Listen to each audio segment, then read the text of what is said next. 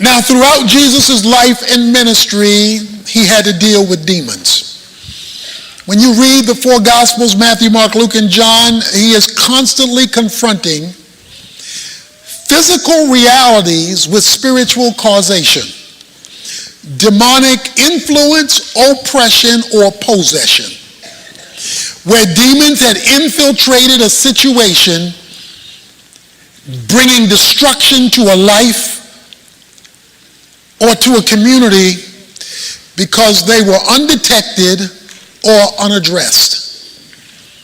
One of the more famous encounters of Jesus with demons is in Mark chapter 5. And that I want to use to bring this to your attention so that in case you are dealing with a demon in your life and did not know it, you can become both aware and acquainted and seek to address that undiagnosed cause of everything else that may be wrong. Jesus has crossed the sea in verse 1 of chapter 5 of Mark. He gets into the boat, and immediately a man from the tombs with an unclean spirit met him. He had been dwelling among the tombs. No one was able to bind him any more, even with a chain, because he had often been bound with shackles and chains, and the chains had been torn apart by him, and the shackles broken in pieces, and no one was strong enough to subdue him. Constantly, day and night, he was screaming among the tombs and in the mountains and gashing himself with stones. And the reality is, something is graphically wrong with him. But the root of his problem, it says, was an unclean spirit. That behind the craziness that we were looking at, that people observed, was something that you could not see. It was a spirit that was unclean. Now, it's not that folk didn't try to help this guy. We're told they tried to shackle him, they tried to chain him, they tried to control him, they tried to manage him. And every time they tried to do something to control the anger, the outburst, the craziness, he shook it off. In other words, society couldn't help him. People couldn't help him. Programs couldn't help him. Because the demons were so much in control. When you see yourself or others living an out-of-control life, this is not an out-of-control moment. This says day after day, night after night. In other words, crazy was his lifestyle. It was the way he operated. Then you must at least investigate whether you are dealing with demonic involvement. Now, the demon is described with his nickname, an unclean spirit. He's going to be called a demon later, but right now, he's just called an unclean spirit. And with that one phrase, we are introduced to the root of this man's problem. You see, demons go where dirt exists.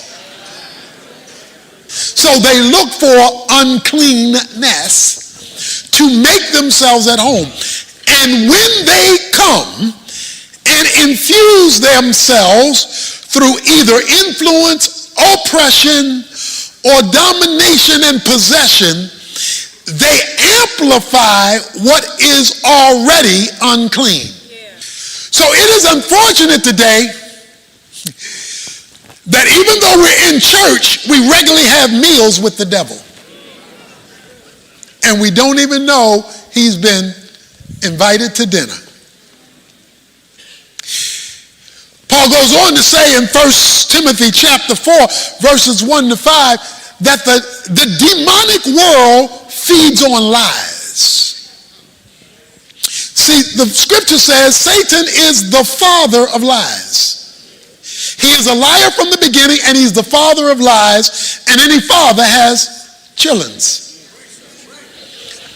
The demons, the ones who followed Satan in his rebellion against God, or the unclean spirits, gravitate toward lie. That's why it is in their interest to keep you from the truth, because they feed on lies. So this demon thing is real. The problem is it's unseen.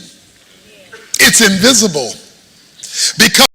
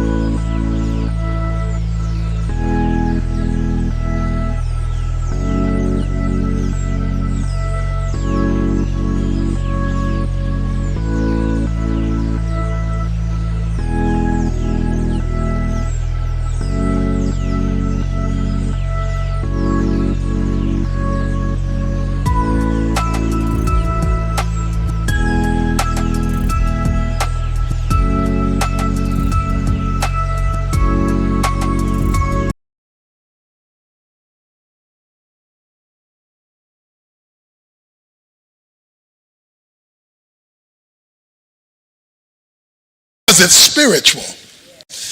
And this man's life has been taken over by the demonic. And he is now out of control. He's gotten worse and worse and worse. And I would like to submit to you things in our lives that are dirt, that go unaddressed, ongoingly unrepented of, invites demons. The demons come, make themselves at home, and begin to reorganize the furniture in our lives so that we are carrying out their bidding, not even knowing that it's them. And the way we know it is getting worse and worse and worse, even while we're taking over-the-counter solutions. But because it's unseen and unfelt in terms of the spiritual nature of it, it goes unrecognized, unaddressed. This man, however, sees Jesus in verse 6. From a distance, he ran up and bowed down before him. So this man who's demon-possessed sees Jesus, and he comes down and he falls down on his knees in a posture of worship and submission. He bows down before Jesus in worship and submission, which creates a problem. Notice verse 7. And shouting with a loud voice, he said, "What business do we have with each other, Jesus, Son of the Most High God? I implore you by God, do not torment me." Okay, this now is getting very confusing. This is very confusing. The man runs and drops down in a posture of worship. The man says, what do we have to do with you? Wait a minute. I don't know if you follow that. The man, that's a singular, that's a he, dropped down in worship. But then the man says, what do we have to do with you, O Son of God? So what the man does is he drags his demons to Jesus. Because the demons are inside of him. They're controlling him. But he brings his demons to Jesus. And so the question now is a group question. What do we have to do with you, O Son of God? Do not torment me. We didn't go back to singular. So we didn't go from singular to plural back to singular again. Because the man is battling with himself. When demons take over, but Jesus is brought into the equation, there is going to be an internal conflict between what you want Jesus to do and what the demons want to do. He says, do not torment me. And it is in this tormenting phrase that this man drags his demons to Jesus, and he's now wrestling because the demons want to know, why you bring us here? We don't want this.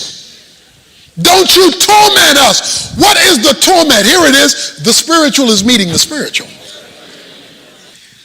For he had been saying to him, come out of the man, you unclean spirit. Jesus asked him in verse 9, what is your name? What is your name? Tell me your name. He's asking the man, him, what is your name? My name is Legion, for we are many. And we don't want to be tormented by you. Jesus is saying, come out of him. And he began to employ him. The man began to employ Jesus earnestly not to send them out of the country. Now there was a large herd of swine feeding nearby on the mountain. The demons employed him, saying, send us into the swine so that we may eat them. Jesus gave them permission, and coming out of the unclean spirits, entered the swine. The herd rushed down the steep bank into the sea, about 2,000 of them, and they were drowned in the sea. Oh, there's so much here. Number one, the demons asked for permission. That's because even the devil can't do anything without God allowing it. They asked for permission. And what they asked for is, if you're going to make us leave this man, give us another place to go. Because as you see in the movies, demons need hosts. They need something alive in order for them to express themselves. Because they are spirit. They're invisible, although they are persons. They have intellect, emotion, and will. So they are persons, but they are invisible persons. And so they need a visible thing in order to express themselves on earth. So Luke chapter 11, verses 24 to 26 says that when they're in waterless places, that is places without life, where there's no water, there's no life. When they're in waterless places, no life, they're looking for a place. They've got to express themselves, and so when they see dirt in our lives unaddressed, then they come upon us so that they can express their uncleanness in our uncleanness, making our uncleanness worse than the uncleanness it was before they arrived. And so they express themselves in us. Jesus says, come out. They say, well, will you allow us to go to the pigs? Why? Why did Jesus say you can go to the pigs? Simple. They're unclean animals. So he lets them leave an unclean man for an unclean animal. Because they can only flow where there's uncleanness that goes unaddressed. When they enter the swine, they go hog wild and pig slop crazy. It says they run downhill and drown themselves. Because the goal of demons, one, is to always take you downhill. It is to devolve your life, defeat your life, ravel up and tie up your life, destroy your life. Demons have one goal, that is, you go down. And their ultimate goal is suicide. It says that the pigs went out down the hill and drowned themselves. The difference between the pig and the man is that the pig doesn't have a soul and the man does. So there was some resistance in the man that does not exist in the pig. So when they went to the unclean pig committed suicide. But Jesus comes along and he addresses it. Because he addresses the spiritual cause, not merely the physical symptoms. The enemy looks for spaces, and we've all given him some at some time or another. He doesn't need a lot of space, he just needs it to be open and dirty. And if it is, he will seek to enter that space, bring his family behind him in order to bring demonic downturn into our lives.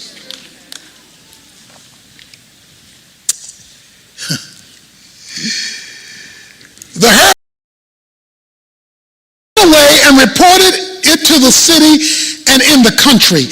And the people came to see what had happened. And when they came to Jesus, they observed the man who had been demon-possessed sitting down, clothed and in his right mind, the very man who had legion and became frightened. Do you see what happened? It looks like a U-turn to me. Looks like a reversal to me. He now has clothes on. He was naked. He was not in the tomb. He's back. He's now out of the tomb. He was cutting himself. He's now in his right mind. All because Jesus overruled the demonic, the spiritual. And when he overruled the spiritual, sanity came to the insane. Now this man is way off because he's had 2,000 demons. How many demons do you have? Or do I have? Maybe you only have 2. Maybe you have 200 or maybe 2,000. But the more the demon, the more the oppression, influence, and possession. Let's look at the herdsmen. Verse 17. And they began to employ him to leave the region. They told Jesus, get out of here. We don't want you here. You would have thought they would have been grateful. You would have been thought, boy, this man has a power to get rid of demons, to make insane people. Let's send him to Terrell so he can work with everybody. You would have thought he would have said, they would have been glad. They said, get him out of here. Why? Get him out of here because he's costing us money. See, the pigs went and committed suicide. They were pigs herdsmen. So when their pigs drowned, their money got funny. They said no more pork chop, no more pig feet, no more chitlins, no more ham hock. Sweet Georgia Brown got to shut down because there is no more pig. This man is costing us possessed, imploring him, Jesus, that he might accompany him. And Jesus said to him, you go home to your people and report to them what great things the Lord has done for you and how he has had mercy on you. That tells me right there, the man needed mercy because of how unclean he was. And he went away and began to proclaim in Decapolis what great things Jesus had done for him. And everyone was amazed. I want to make two observations. When they told Jesus, get out of here, he left. Because Jesus doesn't want to be where he's not wanted. Behold, I stand at the door and knock. If any man opens the door, I will come in and sup with him. But if you do not open the door for him, he will not stay where he's not welcome. He has to be welcomed in order for him to stay. But the second thing is he told the man, no, don't come with me. I want you to go to Decapolis. That's made of two words. Polis meaning city, Decap meaning 10. Go to the 10-city region. You go home first, then you go to the 10 cities in your community, and I want you to talk about what I did for you. So here's the deal. I challenge you to approach the downward hill of your life spiritually first. Do that first. Let's get to the right question first, the whole first, and see if there's a demonic thing by throwing yourself at the feet of Jesus in worship and submission. And yes, it may be tough at first because if it's demonically influenced,